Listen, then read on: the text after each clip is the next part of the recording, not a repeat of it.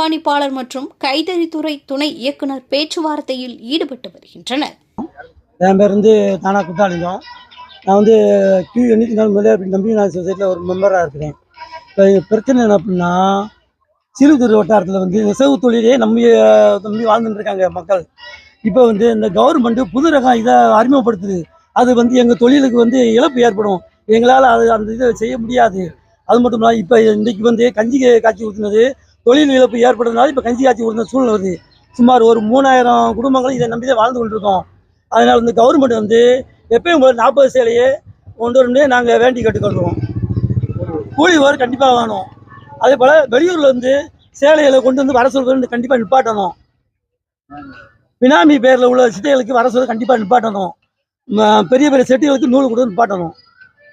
இன்னைக்கு அதிகாரிகள் பேசுனாங்க, என்ன சொல்லியிருக்காங்க? அதிகாரியை சும்மா இந்த ஒரு வாரத்துக்குள்ள இந்த இதை நிவர்த்தி செய்யணும்னு சொல்லியிருக்காங்க.